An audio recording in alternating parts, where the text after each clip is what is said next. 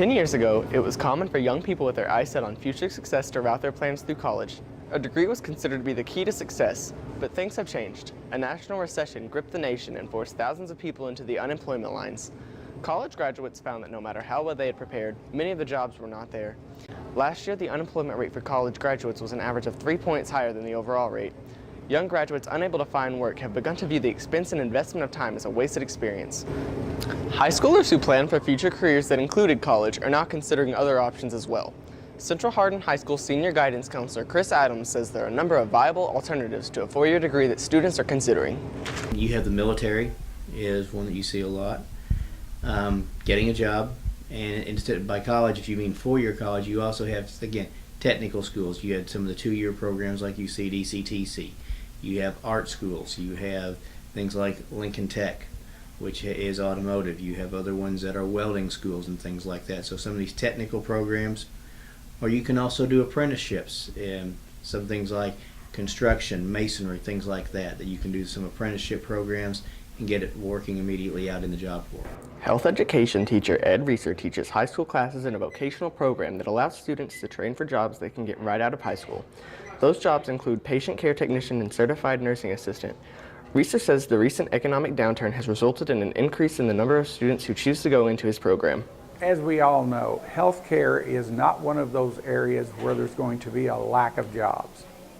Everybody that goes into healthcare, there will be a job because the baby boomer generation is going to be needing nurses and other healthcare workers to take care of them. I'm one of those baby boomers. So, I want somebody that's going to come out of the program that knows what they're doing, especially if they're going to be taking care of me. Colonel Roland Hahn heads the ROTC program at Central Hardin. Hahn says he has seen an increased interest in the military from high school students who hope to find a career alternative to college. Yes, there are. The problem is with the job market going down, also the requirement for military is going down as well, as the military is cutting back.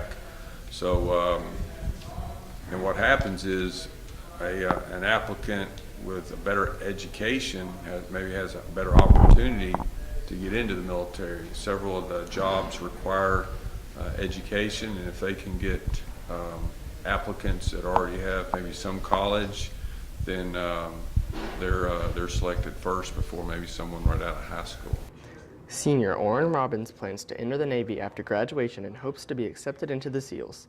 Robbins says although acceptance does not involve additional education beyond high school, it is dependent on a number of other things. Academically, I took the ASVAB. I got a 95 out of 99 on it, so I qualified academically for that.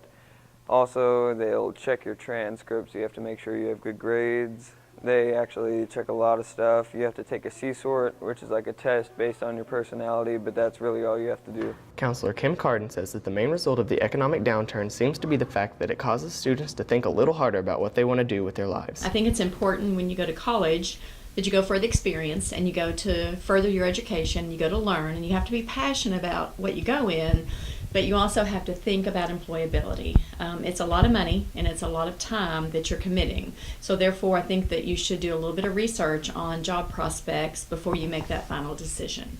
Reporting from Central Hardin High School, I'm Dylan Upton for HCEC-TV.